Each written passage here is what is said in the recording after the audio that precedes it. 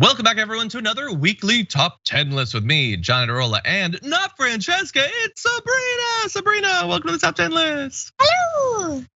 Very excited to have you here. We've got a fun one. This is gonna be our top 10 crimes against food, little things that bother us that people do or don't do to food. I'm very excited to find out what the first on your list is. What's your number 5?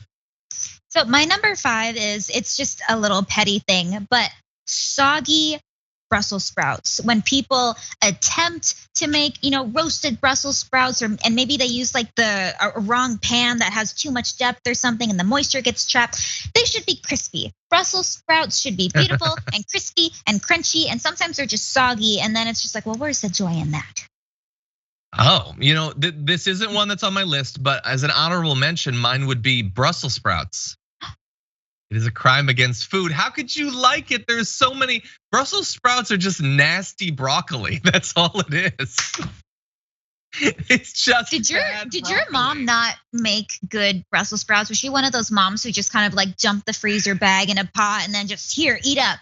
Because I don't know. Brussels sprouts are amazing. I don't know. Maybe she didn't, but that's like saying, did your mom not fry up that roadside possum well enough? Well, what is she supposed to do? She's working with garbage. Brussels sprouts are the comeback vegetable of this century. How dare you? I wouldn't feed Brussels sprouts to a roadside possum. Anyway, okay. But these are your opinions and you're allowed to have them. My number 5 is my smallest, most petty one. That's generally how I rank these. Walnuts in brownies.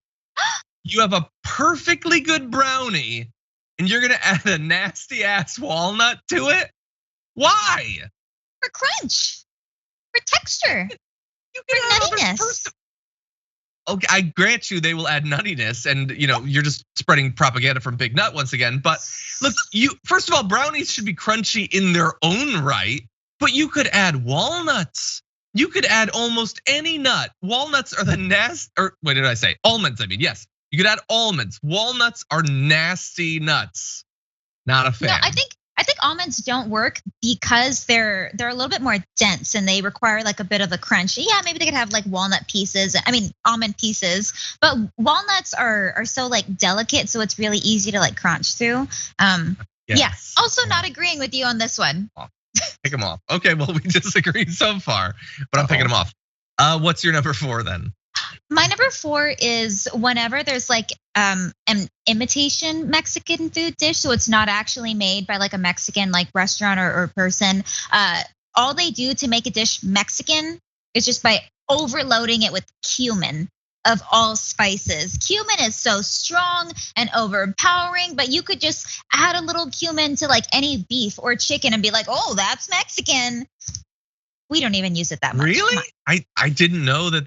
So give me an example. What's a thing that does that? Are you talking about like stuff that they might make at like a Taco Bell or something like that? Yeah, like a non-Mexican restaurant, like a Taco Bell or like a Mexican restaurant in the Midwest I have an example of that.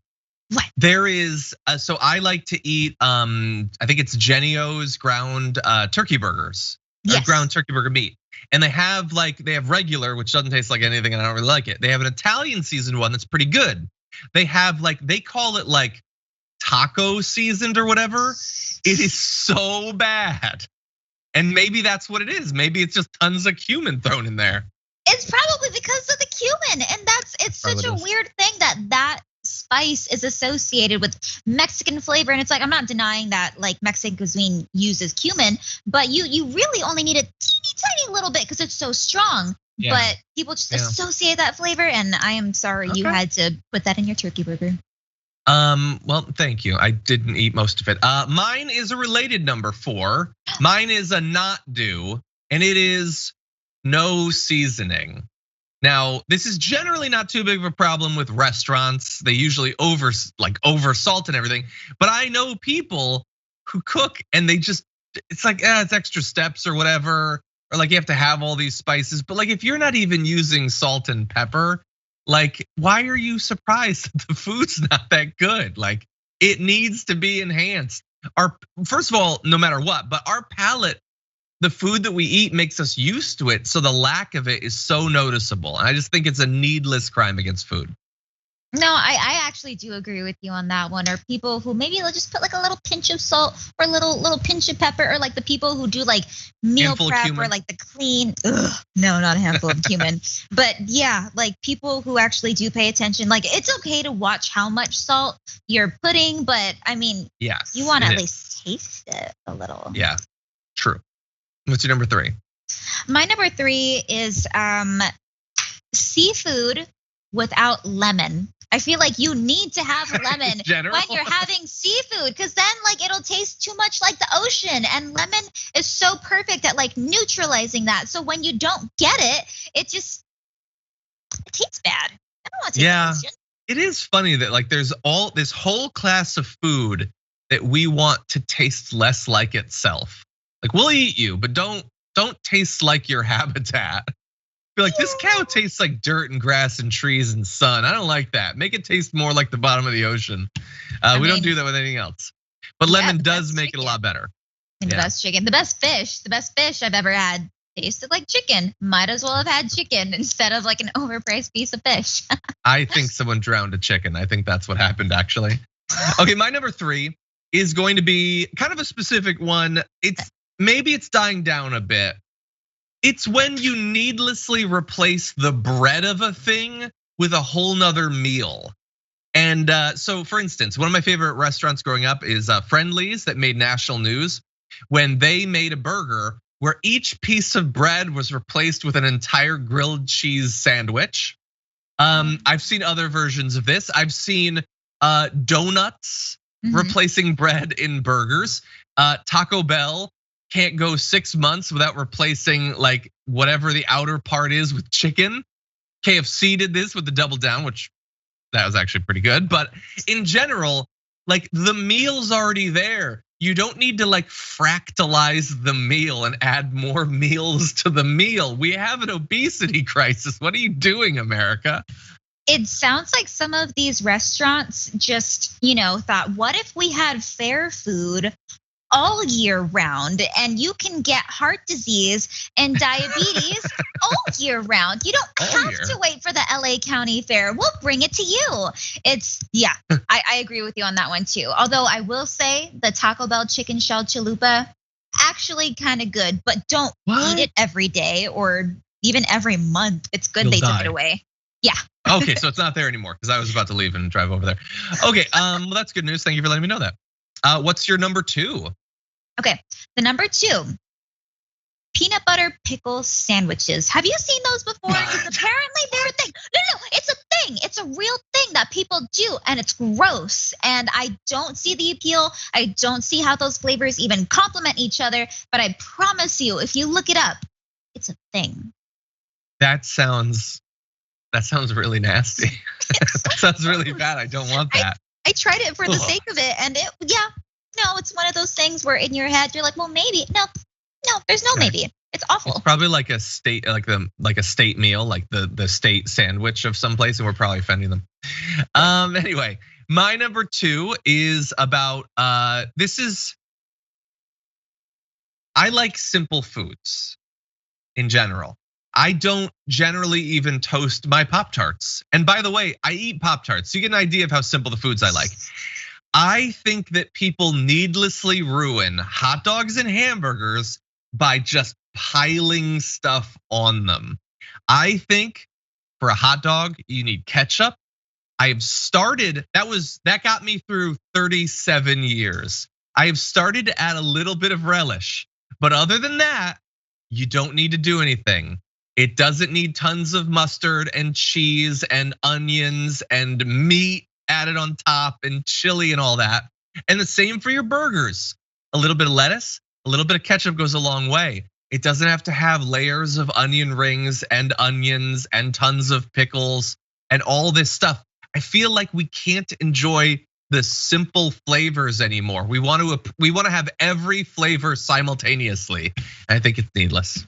John, are you not a resident of the great county of Los Angeles, where, if you walk out of a venue after 10 p.m., you smell those hot dogs where they have the bacon and the peppers and the onion and the mustard, and it's so enticing. No, those are the best hot dogs in the world.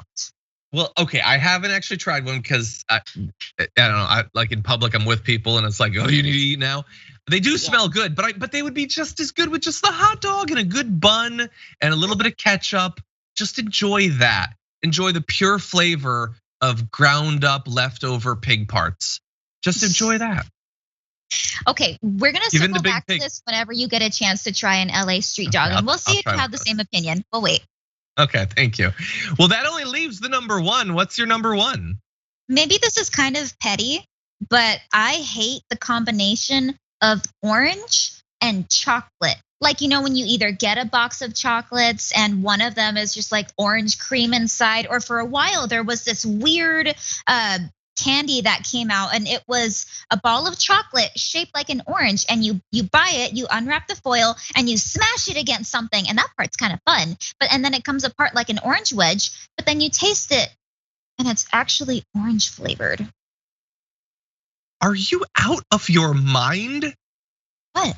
If I had one of those oranges right now, I'd be eating it on air. Those are the best. They're so good. No, they're not. Why would you want to combine those flavors? They don't complement each other. They're just fruit and chocolate. Have you heard of fondue? Like, I would love the idea of like an orange cream or something, or like a whipped orange flavor. I'm not saying it has to be orange. I appreciate other flavors too with chocolate, but those chocolate oranges are so good.